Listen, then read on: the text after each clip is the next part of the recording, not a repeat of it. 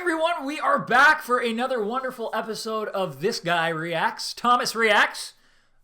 Talking about myself in the third person here. You do that sometimes. It's weird. It is.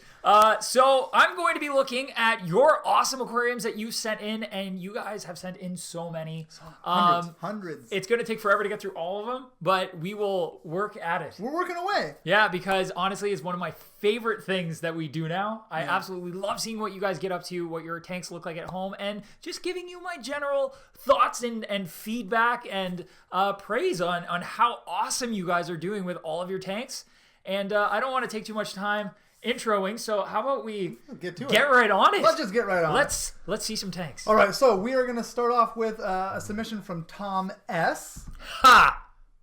Tom S. Yep. Sent in a picture for Tom Miss. Oh, that's probably unrelated. Probably was not an intentional thing. Cool. Okay, vid. so he says, got a yellowtail ACI, snow whites, Kenya, yeah. Obi zebras, yellow labs, Johanni, white top afras, and Sinotilapia long pelvic Galleria reef Mdoka. Nice. I think this is an awesome menagerie of cichlids. It looks great. It's a good example of just how cool and colorful African cichlids can be. I mean, a lot of Africans are going to fall in the blue, yellow, and white categories, let's say. But we have all kinds of different mixes of barring, and we have some speckling on some of the, looks like zebras there. And a great little scape for them. Oh, maybe even some babies. You have some breeding going on in the tank. And as per the usual, you guys are watching right now, seeing cichlid aggression at its finest. This is why it's a lot easier to keep a lot of cichlids together in a tank to the point where it looks a little overpopulated, which just means you need some really heavy filtration and stuff to keep everything, and good habits in terms of water changes and stuff to keep nitrates down. But it's because the more fish you have, the more dispersed this aggression becomes, and so no one fish is being picked on incessantly to the point where it becomes damaging. But cichlids are very boisterous. They are very very dominant with one another. They constantly are trying to show who's boss to one another and pick their territories. And that's why escape like this works so well. There's tons of crevices and little holes and nooks and crannies and ways to break up the line of sight between fish so they can hide from one another if they're being chased, and give lots of places for them to claim as their own little territory. A nice little mix of different types of rock. A lot of it is slab rock, which helps with stacking. Lots of different colors in the rock, which is nice, but all generally earthy tones. Really interesting reef type structure on the far right hand side with a sunken ship to add a bit of je ne sais quoi, some character. I think there's even a skull in the back left hand corner there, which is hilarious because you can't really make it out. That's a skull, yeah? It is, yeah, 100%. Okay. Yeah. So, which, hey, a skull is just a cave with two or three entrances. And also a symbol of death. I see that there's a couple intakes on the tank, it looks like. So I'm guessing you have at least one or maybe even two canister filters on this. Great option. Lots of filtration on a tank like this is key. I see there's a breeder net up there, so I'm going to assume maybe you got some bambinos cooking in the breeder net from some of your fish here. I do see young fish in the tank, so I'm assuming there's some breeding going on. It's just fun to watch. Cichlids are always moving. There's some grazing on the surface, trying to find some algae there. It's just cool. What about the background? What are your thoughts? The background actually works well. It works well because it's one of those backgrounds that just adds depth to the tank. Mm-hmm. It's meant to look like funny enough, we've got black substrate in the front and then white substrate in the background, but we can just pretend that's not happening. And push past it. Yeah, and it just looks like it carries out into the open way into the back. It doesn't do much for hiding equipment, but it does add that depth and dimension, and it looks like the rippling of the water just carries on forever, which is a lot of fun. And the blue background, it has that traditional watery blue. And the blue really, really helps the yellowfish to just kind of pop out. Yeah, for sure. Love it. Very cool, man. Yep. Thanks so much, Tom. Appreciate that. Next, we're gonna move on to A Brewer. Brewer, and now he sent in a couple. So this first one here is his native tank. It has sunfish, rosy minnows, and giant pond snails. Ooh. Oh, very cool. I want to assume that we're working with some live plants at least. It looks like we've got like a Ludwigia or something that's live. That might be a bulb plant. It's hard to tell. It looks like maybe we've got some Java fern in there as well. And then a mix of some plastic plants, which is not the worst thing ever. I see that we've maybe pulled some of the artificial Ludwigia apart from the plastic, like the base that holds it, and are allowing it to float on the surface to act as some cover for some of those fish, which isn't a bad option. Sunfish come from different areas, but you can often find them sunning themselves in the shallows on a warm day, and there's usually lots of lily coverage or floating plants that they like to use as cover while they're sunning themselves so that they feel secure, because being in the shallows for any fish, when you're sunning, if you're just open to everything above you, that's a good place to get nabbed by a bird or a predator. So wise choice if you're trying to make that sunfish feel right at home. I am going to put a disclaimer out there that many places you're not allowed to keep native fish. So don't do it unless you are in a place where you are allowed to with a special license. Some places with fishing licenses will allow you to do it. Where we are, we're not allowed. No dice. So I'm just going to go ahead and say that. Make sure you check with your regulations before you do something like that. And also never, ever put that fish back in the wild once you put it in captivity. But beyond that, I really think it's a cool little tank. You've got a lot of, looks like dark algae coverage in spots of the tank. Not necessarily a bad thing, because algae will help with nutrient export and give something for your snails to munch on. Cool. That's tank number 1. This is tank number 2. Turtle tank. Frog tank. Frog tank! Oh my god, it is a frog tank. I made the plants myself, he says. Nice.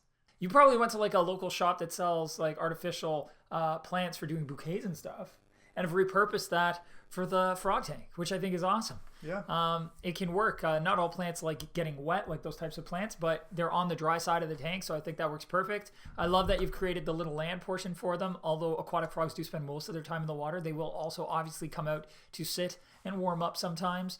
I'm not sure what kind of frogs they are. I'm assuming probably also native, since you've got that theme going on with your other fish there. Great little internal waterfall filter for them. I like that it's suspended out of the water like that, because it's going to create a lot of circulation inside the tank and oxygen. It's super important with amphibians that the water stays very, very clean, because they absorb everything through their skin. And they're very sensitive to that. So I'm glad to see that you've got a decent amount of filtration for just the pair of frogs you've got there. The water's a little murky, which is no big deal. As long as it's chemically clean, it doesn't matter. Frogs are going to make a little bit of a mess. They often shed their skin and stuff too, which will help contribute to some of the murkiness in the water, as many frogs will actually eat their shed skin. I didn't even know frogs did shed skin. That's funny. They do. Oh, they shed skin. I learned something new today. But yeah, it's cool. You know, it reminds me very much of my childhood, and I'll explain why. My dad and I used to, probably shouldn't admit that. We used to go and we used to catch frogs, and just, kind of have fun with it. And we'd set up like a temporary little tank, and we'd observe them while we were at the cottage or whatever. And it was a very fond memory of mine to go out and appreciate nature in this way. And it's probably a large reason as to why I've become the aquarist that I am today, because I got a chance as a young child to appreciate this kind of stuff. And I swear we had a setup that looked so similar to this that it's just like I'm having that, nostalgia. So yeah, no, it's a really cool setup. No, I was wondering, and maybe I don't know if it would be a wise idea or not. For me, I'm looking at it and thinking, a way to hide this, maybe adding in some like plants or something to make it almost look 100%. Like a waterfall, or like look a little more natural. It might be kind of cool if you could cover that up. There are all kinds of plants for reptile tanks and stuff that can get wet. They're designed to be with pets and to deal with humidity and moisture and stuff. And you could even, like the bulrushes we have on this side, if the plants are plastic on the base and there's no exposed metal or wire or anything, you could silicone them to a rock and then stick them right in front, and you'll just have some bulrushes with water pouring out. That's a great catch, Brian. I'm too busy caught up in nostalgia to even make suggestions right now. Well, something to think about. Yeah. Thank you so much, A. Brewer. That's really awesome. We appreciate you sending this in. Next up, we have Brian N. Not me, it's Brian N. And he sent some photos with dates. So I've got, I believe I've arranged them in the correct way here. I'm guessing there's some growth shots. I believe these are going to be before and after. So this says June 15th, 2018. Nice. Giant Danios. We've got some tetras in there. Got some Cory catfish. Unfortunately not on a sand, but They look to be doing pretty good. We've got some rams in there and my beloved mascara barb. The plant growth looks good so far. I like how I really like the placement of the sword and that it's got other taller plants in front of it as well. I've talked about this before with other scapes. It really kind of adds an interesting dimension to the aquarium because it feels like there's more going on in the background. Like you have to peer through the plants on the bottom. Like you're sitting on the bottom and you're peering through plants to see more plants and fish and stuff in the background. And then a beautiful cryptocoryne right up front there and some, I don't know if that's watercress or whatever it is, but the plant in the right at the back looks magnificent. Nice big bushy tall plant there. And some moss balls maybe. Very cool looking tank though. I really like it. Very neat. And this one is the from August 27th. Now, I'm not seeing that there's some differences here where I'm like, is it the same one? Because he just sent the photos with dates. Same. Switch back. Switch forward. Same substrate. Looks like we might have the same piece of driftwood. Same plants. That like this, yeah. But this guy is now come out of. So we've done some rearranging here too. Yeah. Look at the size, the change in size of the cryptocoryne and the sword plant. Yeah. They're massive. And then this, whatever it is, watercress, I'm probably getting it wrong, but it is exploded and it is everywhere. Yeah. Nice and lush and thick. I love the thin, tall plants in the foreground there that are also kind of shading you from seeing everything in the background. Mm-hmm. You have to peer through them. I wish I knew what it was off the top of my head. I don't. I love it. It almost looks like raw spaghetti noodles. Almost. Yeah, if you were holding a couple bunches of them. But not quite, thank goodness.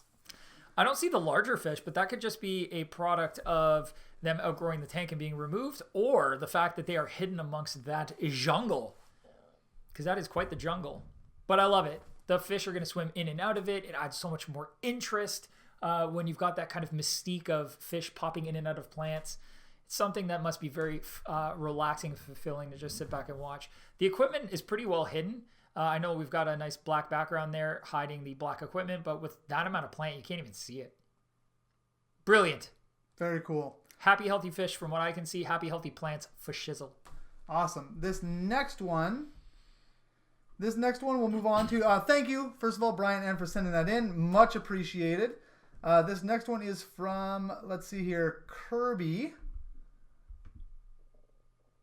Now, that seems to just be a photo, although originally it was a video file, but I guess it's for some reason not translating well to this photo here. So maybe I'll also show you the video off my phone so you can kind of have a look. How did that get more pixelated when you shrank? I don't know. It's all backwards. Nothing makes sense. We're in Bizarro world right now. Someone's calling. Maybe it's Kirby. It's the person. Yeah. Kirby's like, dude. No, somebody's calling to complain about how pixelated that looks. Yeah. We don't have a. This is the Pixel Police. Your photo is garbage. Not your fault. It's our fault. My fault. Brian's fault. Yeah, why am I blaming myself? I'm going to blame technology. I'm not even going to blame myself. All right, so I'll just tell you the general description, then I'll show you the video on my phone. Cool. Hi, my name is Kirby. I have about 10 years in the hobby, freshwater only. Nice. And this video is of my 50-gallon Lowboy with 40-gallon sump I just set up. Stocking is albino cories, green laser cories, green cories, Julie cories, honey gouramis, bushy nose pleco, zebra danios, and a half beak for a total 32 fish. This is the giantest ball of Java moss I've ever seen in my life. This is the first tank I have painted the black blue. I normally just use car window tint on the back. That's what I do a lot of the time. Anyways, keep going. It is also my first time drilling a tank and making/using a sump. I really hope you like my tank, and thanks for all the entertaining videos. Yay! And let me try and show you this. All I right. don't know if it's going to be any better on here or not, or if you can actually, it won't rotate for some reason. Nice fluidized sump. Very cool. Okay, well, first off, your sump looks awesome. I love that you've got a fluidized media in there. It's tumbling around. It's gonna, constantly be knocking off any debris or anything that's sitting on the biomedia, as well as any buildup of bacteria. Slough it off and allow new bacteria to kind of grow.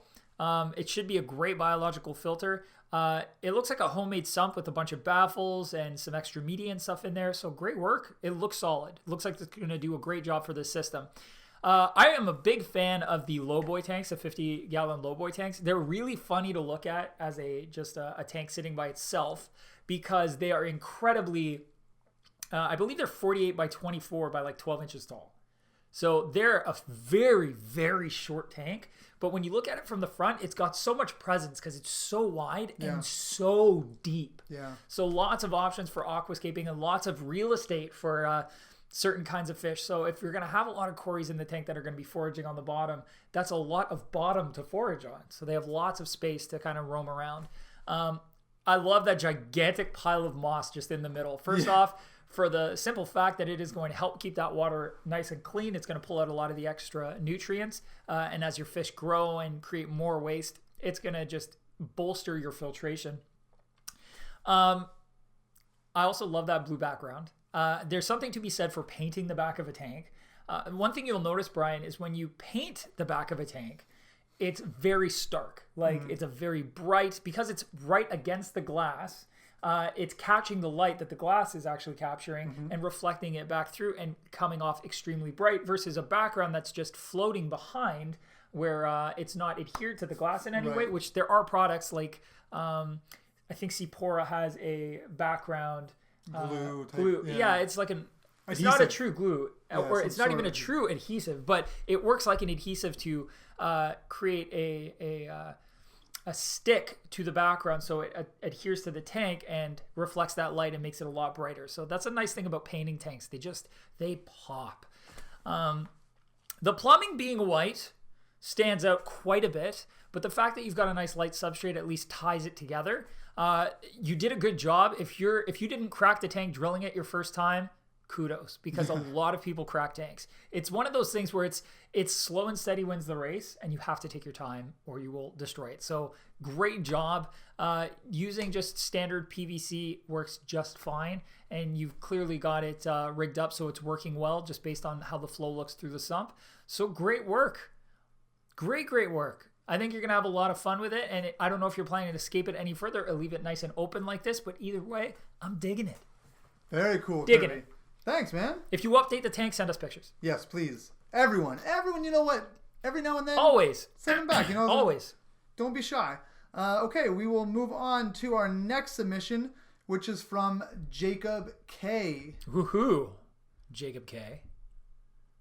Nice. All right, so that's his. Let me read his little... Oh, no, actually, Jacob provided no further information, so how about it? Sweet.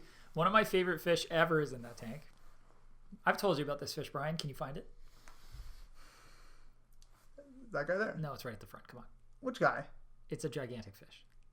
Oh, you know what? Ripsaw catfish! I didn't even see him. I saw like these Discus, so I thought, well, that can't be. You've never had Discus. Oh, yeah, I didn't even see him. There is a ripsaw catfish in this tank. That guy looks pretty crazy. I'm telling you right now, tough. That fish is going to outgrow that tank. No problem.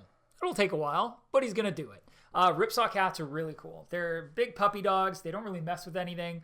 They get gigantic, but they are just super cool. They have spines all the way down the sides on both sides. It looks like a mean fish. It's got like shark teeth on its body. Woof. Yeah, so awesome fish. Discus look good. The tetras look happy and healthy. You got a weather loach in there, it looks like. A couple of them, actually. And I like the fact that you've got a lot of nice driftwood on the bottom. Lots of places for those bottom dwellers to hide and feel comfy and safe, as well as some nice tall... Are they plastic plants or live plants? I can't tell. It's hard to tell. But I think we have a mixture of maybe live plants and plastic plants. That looks like almost like Bucephalandra or some kind of, I could be wrong, or some kind of Anubias perhaps. And we got a sword plant in the center and then some Ludwigia on the sides. I can't tell if the Ludwigia is fake or real, but meh. Also, a background that's very similar to one we saw earlier today that I really liked because it's got like a black background with what looks like roots coming down from the top, like driftwood kind of coming down from outside of the water, and then rock structure underneath. So it's one of those backgrounds that gently suggests that there's a lot more going on without being overwhelming to the eyes. And the fact that it's a stark black background behind all of the picture just makes it even more believable. I like it. I mean, that ripsaw's gonna get too big for that tank, but that aside, as long as you have a place for it to go when the time comes, you're going to enjoy that fish. It's probably, I have a feeling that fish is going to make you get a massive tank one day. You're going to not want to get rid of it. Wow. Very awesome. cool looking fish though. All right, next up, Jacob, thank you. Next up, we move on to Bailey. Bailey has a small description here. Here's my planted 4-foot with 2 Oscars and a chocolate pleco and a bristlenose. Cool. Looking good. One suggestion I'll make right off the get-go, you got to get those plants out of their plastic pots and the rock wool that they're in. It's not the best thing for them to grow in long term, and the sooner you get them out of it, the easier it's going to be to get them out, because the harder they root through it, the more time-consuming it is to pull off the rock wool. What I would do alternatively, because I see that you have just a basic gravel and you probably don't want to plant them directly in that, get some little terracotta pots, little tiny ones, and get a small bag of planted substrate and plant them in those terracotta pots in planted substrate, and then drop those in the tank. And it'll work a lot better and look much cooler than just having the plastic mesh pots with rock wool in them. Because it almost looks, and this is just preference, but it almost looks like you just got them from the store and just chucked them. But that said, they are healthy. We have a little bit of die-off on some of the leaves in the stem plants in the back corner. That's totally normal. That'll happen, especially at the lower leaves. As long as you got nice growth up top, that's what you're really looking for. The red plant you've got in there is looking pretty good. Maybe just a little bit here and there. A little bit. Just at the bottom again.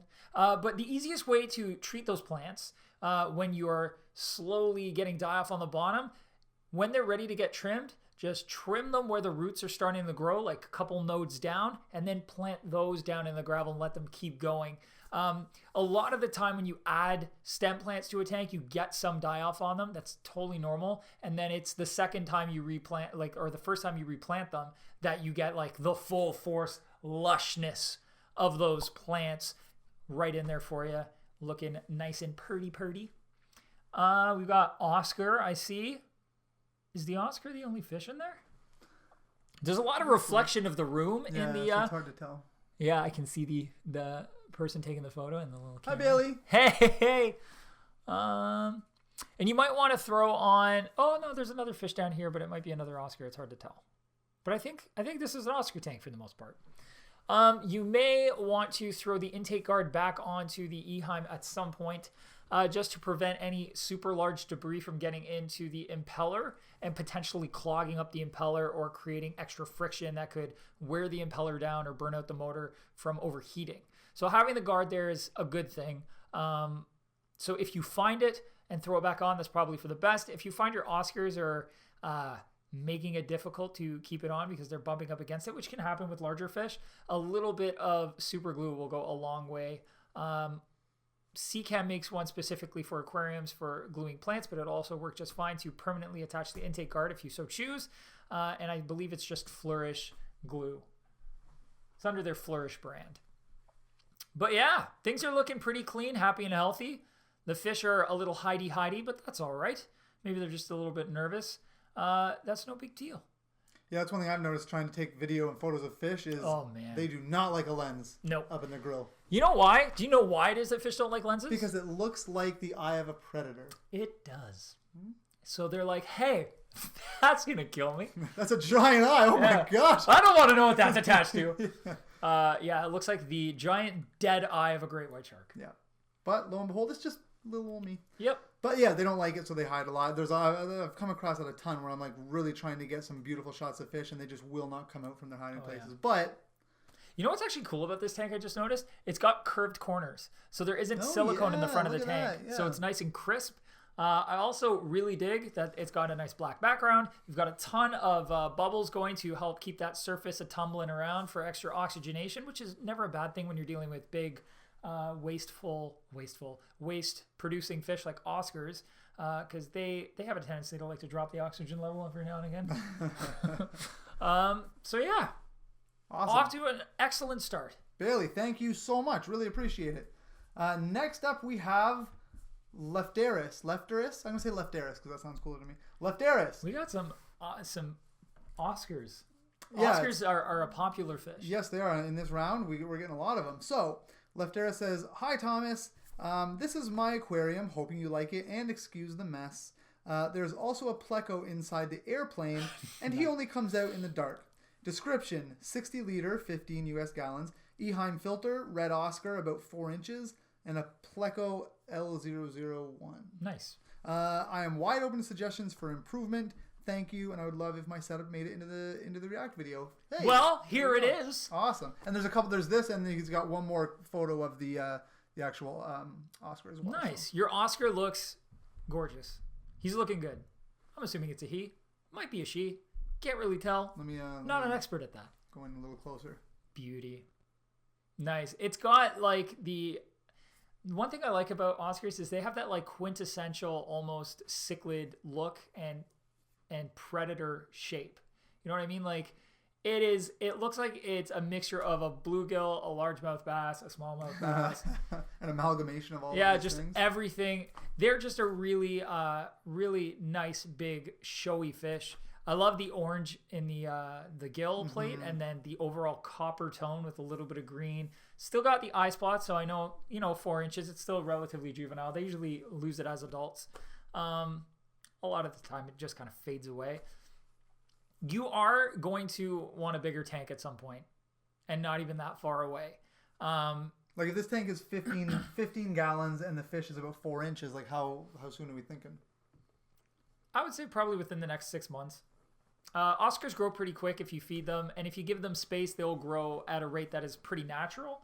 If you leave them in a smaller tank as they're growing and feed them, they don't grow at the same rate. Their insides want to keep growing, but their outsides don't grow. So giving them more space will only encourage healthy growth for them. Like I said, you're probably about 4 to 6 months away from needing to start thinking about upgrading and planning out that upgrade. I love the fact that we've got a downed plane with bubbles coming out of it. I dig it. Yeah. The fact that your pleco lives there, not surprised. Plecos are like that. It looks pretty homey too. I'm going to just go ahead and not be out in the open where you can't see me. And I'll come out when it's dark so you still can't see me. And you're wondering on a constant basis if I'm dead. Thanks, pleco. I love that you're using a nice tall artificial plant to kind of hide I think the heater potentially is back there or the filter's back there. And it's a nice simple setup and this is important, a lot of swimming space because that Oscar is growing, is going to need the extra space. You're not displacing a lot of the water with a bunch of rock or stone or ornaments. So that's good. I think the main thing you're going to be concerned about in the coming months is upgrading for that Oscar because 15 gal is nowhere near close enough for an adult. You're probably going to want to start saving up. And you can do it incrementally. You could go from 15 gallons to 55 gallons and then eventually to like 90 gallons because that's really the ballpark of where you're looking for just a single adult Oscar. Yeah, 90 gallons is pretty good. You can even do a pair in a 90-gallon tanking. Be pretty decent. But you're going to want to upgrade. That said, you're off to an awesome start. The fish looks awesome. And you're staying on top of things. I don't see a ton of algae or anything really in the tank. So things are looking clean and happy and healthy. Thank you so much, Left Arrows, for sending this in. Thank you, everyone. I think that about does it for us for this episode of Thomas Reacts. So we'll wrap it up here. But again, thank you to everyone who sent in your photos. We have a literal ton of photos to go through. Like we're going to be shooting these probably until we're well into our 60s. We have so many photos. It's gonna be forever. Have not submitted photos, but maybe you want Thomas to have a look at your aquarium, give you tips, tricks, feedback, and general praise. Send in your photos or videos. Videos are just as good. The contact information to do that is in the description below. You send those straight to me, and then on game day, he gets to see them. I just want to see when we record. Yeah, I don't want to have any notions of what's going on beforehand. Yeah, I want raw reactions. Exactly. So shoot those over to me, and I'll make sure the big guy here gets to see him on shoot day. So thank you guys so much again. Make sure that you subscribe because we do these videos, we do Q&As, we do how-tos, we do general aquarium builds. This guy is super busy with all of that stuff, and you're gonna love it. So make sure you sub up, follow us on social, Facebook, Instagram. All of that. There's cool stuff, sometimes behind the scenes kind of stuff from our shoots that we'll post to Instagram or Facebook. So definitely check us out there. And I don't think there's much else to be said other than we got to keep on tanking.